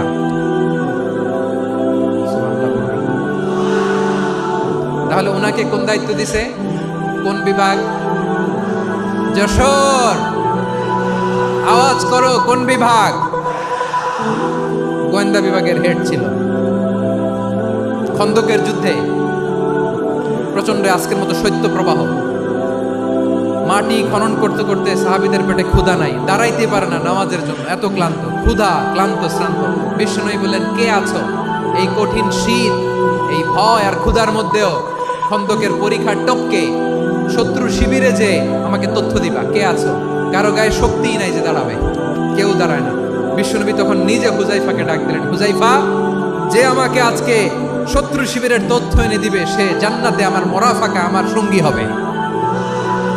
হুযায়ফা রাদিয়াল্লাহু ইবনুল ইয়ামান জীবনের ঝুঁকি নিয়ে এই ক্ষুধা, শৈত্য প্রবাহ, কোল্ড ওয়েভসকে উপেক্ষা করে পরীক্ষা টপকে শত্রু শিবিরে যে সবার কথাগুলো চুপে চুপে শুনে বিশ্বনবীর দরবারে এসে গোয়েন্দাদের মতো তথ্য সরবরাহ করেছে।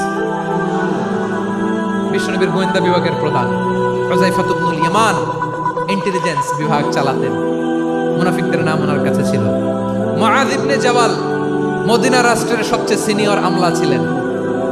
আমলাতন্ত্র চিনেন তো? প্রশাসনিক কাজ যারা চালায়, অ্যাডমিনিস্ট্রেশন বুঝেন না? The department of administration. মদিনার রাষ্ট্রের সিনিয়র আমলা মুআয ইবনে জাবাল মুতাখাসসিসুন ফিল হালাল ওয়াল হারাম, হালাল হারামের স্পেশালিস্ট ছিলেন। বিশ্বনবী উনাকে ইয়ামানের গভর্নর করে পাঠিয়েছেন। বলেছেন, ইন্নাকা তা'তি কওমান আহলা কিতাব, এমন গোষ্ঠীর কাছে যাবা, ইহুদি নাসারা, আগে শাহাদা পড়লে এরপরে নামাজের দাওয়াত দিও। নামাজ পড়লে যাকাতের দাওয়াত দিও।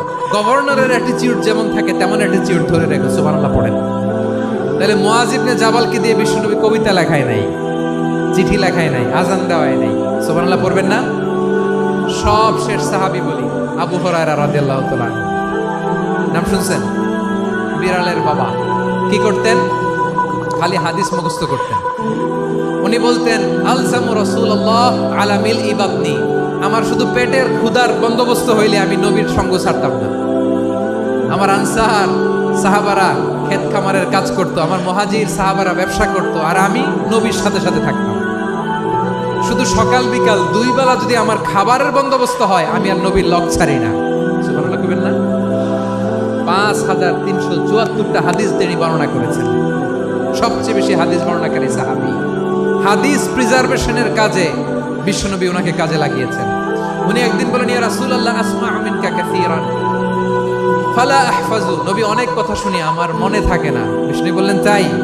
উবসুত রিদাক, তোমার চাদরটা বিছাও। আবু হুরায়রা বিছালেন, বিশ্বনবী হাত বুলায় দিলেন, এরপরে অনেক হাদিস বর্ণনা করলেন। আবু হুরায়রা বলে, তারপর থেকে বিশ্বনবী যাই বর্ণনা করে আমি শুনি আর একটাও বলি না। এখন সুবহানাল্লাহ। বিশ্বনবী ওনাকে হাদিস প্রিজার্ভেশন, নবীর এই যে লক্ষ্য হাদিস প্রিজার্ভেশনের এই দায়িত্ব দিয়েছেন সাইয়েদনা আবু হুরায়রা রাদিয়াল্লাহু তাআলা। প্রিয় ভাইরা, তাহলে 10 জন সাহাবীর কথা যে বললাম, আপনারা কি খেয়াল করেছেন কত বড় ট্যালেন্ট হান্টার, চৌকস ট্যালেন্ট হান্টার ছিল আমার নবী। এক একজনের এক এক ট্যালেন্ট এক এক কাজে অ্যাসাইন করেছেন, এক একজনকে এক এক দায়িত্ব দিয়েছেন, এক একজনের প্রতিভাকে এক একভাবে বিকশিত হওয়ার সুযোগ দিয়েছেন। আওয়াজ করে বলেন ঠিক কি না? এখন আমার পর্দার আড়ালে আমার মায়েরা বলবে, এতগুলো পুরুষ সাহাবীর কথা বললো, নারী সাহাবীরা কি কিছু করে না? মোনাজাত হবে, দোয়া ছাড়া কেউ যাব না। রুফাইদা আল আসলামিয়া রাদিয়াল্লাহু তাআলা আনহা, ওনার বাবার নাম সাআদ আল আসলামি। বিশ্বনবী কি খেয়াল করলেন দেখেন, সাআদ ছিল মদিনার বড় ডাক্তার। এই নারী সাহাবী রুফাইদা বাবার কাছ থেকে চিকিৎসা বিদ্যা শিখেছেন। যখন শিখছে, বিশ্বনবী দেখলেন আমার তো প্রতি সপ্তাহে সপ্তাহে যুদ্ধে আহত সাহাবীদের সেবা দিবে কে? বিশ্বনবী রুফাইদাকে বললেন, রুফাইদা তুমি মসজিদে নববীর পাশে একটা মেডিকেল ক্যাম্প করো। এই যে সাকিনা আদ্দিন মেডিকেলের আমার ছাত্রী বন্ধুরা, শুনে রাখো, তোমাদের আইকন হচ্ছে রুফাইদা আল আসলামিয়া।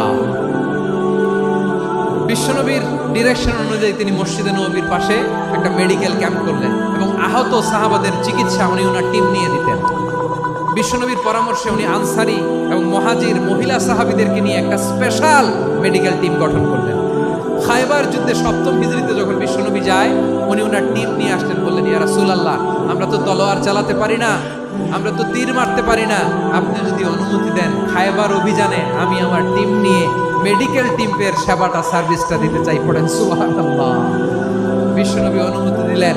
যোদ্ধা সাহাবীদের সাথে রুফাইদা আল আসলামিয়া উনিও মেডিকেল টিম নিয়ে অগ্রসর হলেন।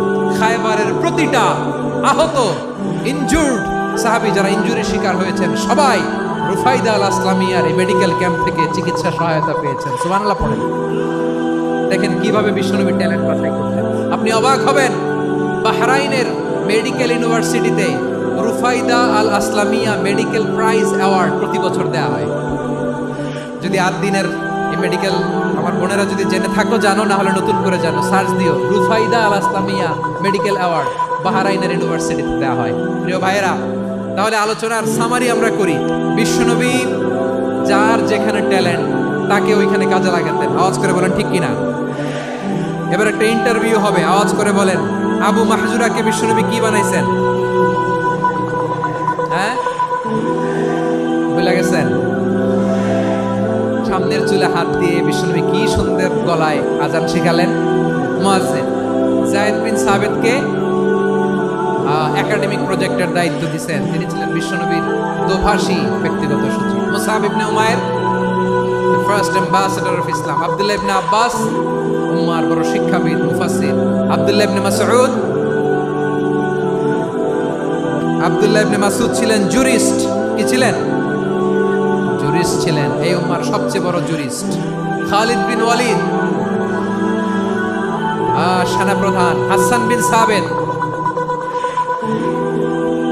বিন সাবিত ছিলেন বিশ্বনবীর সভাকবি। কি ছিলেন? বিশ্বনবীর সভাকবি ছিলেন।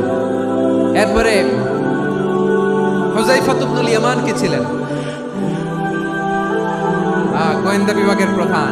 মুআয ইবনে জাবাল কি ছিলেন? সিনিয়র আমলা, ইয়ামানের গভর্নর। আবু হুরায়রা রাদিয়াল্লাহু তাআলা আনহু হাদিস প্রিজার্ভেশনের কাজ করেছেন। আর আমাদের রুফাইদা আল আসলামিয়া রাদিয়াল্লাহু তাআলা আনহা কি ছিলেন? নার্স ছিলেন। নার্স হয়ে মেডিকেল সেবা দিয়েছেন। প্রিয় ভাইরা, পুরো আলোচনার যদি সামারি করি তাহলে বিশ্বনবী যেভাবে হিউম্যান রিসোর্সকে ম্যানেজ করেছেন, যার যেখানে প্রতিভা কাজে লাগিয়েছেন, আমরাও যদি করি আমাদের বাংলাদেশের চিত্র আমরা পাল্টে যেতে পারব। আমরা শুরুতে শুনেছি মানুষের আছে অসীম সম্ভাবনা, প্রতিটা মানুষ অনন্য, যত্ন নিলে, যথাযথ পরিচর্যা করলে মানুষ বিশ্ব জয় করতে পারে, ঠিক কিনা? আমাদের হাফেজে কোরআনের সামনে দাঁড়াতে পারে এমন কোন হাফেজে কোরআন আল্লাহর জমিনে জন্ম হয় নাই। ওটা বিশ্ব কাঁপিয়ে তারা সেরা, আমাদের ক্রিকেটাররা সেরা, আমাদের তৈরি পোশাক শিল্প সেরা। এরকম অনেক অনেক সেরা জিনিস আছে, আমরা এগুলোরে নার্চারিং করতে পারি নাই, পরিচর্যা করতে পারি নাই, সঠিক তারবিয়াতের অভাব। তাহলে মানুষের অসীম সম্ভাবনাকে কাজে লাগাতে হবে, ঠিক কিনা বলেন? ইউনুস গভর্নমেন্টকে আমি বলবো, অল্প সময়ের জন্য আপনারা এসেছেন, সংস্কারও করতে হবে, আবার নির্বাচনও করতে হবে। সব সংস্কার হতে করতে পারবেন না, যতটুকু পারবেন এর মধ্যে আমাদের যে হিউজ ম্যান পাওয়ার, আমাদের যে মানব সম্পদ, হিউম্যান রিসোর্স, এটাকে ডেভেলপ করে আপনাদের যেতে হবে। যেটা পারবেন না সেটাকে পরবর্তী নির্বাচিত গভর্নমেন্টের কাছে রেখে যেতে হবে, যে তারা যেন করে, তাদের কাছে আপনারা এটা রেখে যাবেন। তাহলে মানুষ চাইলে বিশ্ব জয় করতে পারে। আর মানুষকে হারাতে পারে কেউ? জোরে বলো যশোর, মানুষকে হারাতে পারে কেউ? আল্লাহ আমাদেরকে জনসংখ্যা দিয়েছেন প্রিয় ভাইয়েরা। এই জনসংখ্যা অনেক বড় সম্পদ, এটা আমাদের জন্য অভিশাপ নয়, আশীর্বাদ।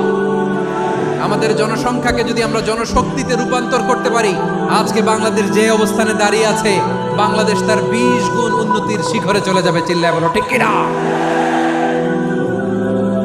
আমাদের শ্রমিক ভাইয়েরা বাইরে কাজ করে, আমাদের শ্রমজীবী ভাইয়েরা, প্রবাসীরা, তাদের ব্যাপারে গুরুত্ব দিতে হবে। আমাদের শ্রমের দাম সবচেয়ে কম, সবচেয়ে কম। তারা এম্বাসিতে গুরুত্ব পায় না, এয়ারপোর্টে গুরুত্ব পায় না। এই সরকার অবশ্য তাদেরকে অনেক গুরুত্ব দিচ্ছে। আমাদের অদক্ষ শ্রমিককে যখন আমরা দুবাই পাঠাই, অল্প বেতন পায়, কিন্তু ইন্ডিয়ানরা দক্ষ শ্রমিক পাঠাইলে তার 3 গুণ বেতন পায়। আমরা আমাদের শ্রমিকদেরকে অদক্ষ ভাবে আর পাঠাতে চাই না, দক্ষ শ্রমিক পাঠিয়ে আমরা রেমিটেন্সের বন্যা বইয়ে দেব। আমাদের শ্রমিকদের পাঠানো রেমিটেন্সের টাকায় সচল থাকে আমার দেশের অর্থনীতির চাকা। তাদেরকে সবচেয়ে গুরুত্ব দিতে হবে। আমরা পেয়েছি ফ্রিডম ফাইটার, মুক্তিযোদ্ধা, আর আমার প্রবাসী ভাইরা হচ্ছে রেমিটেন্স ফাইটার। জোরে বলো ঠিক কিনা? তাহলে আমাদের এই জনশক্তিকে জনসম্পদে ট্রান্সফর্ম করতে হবে, ঠিক কিনা বলেন?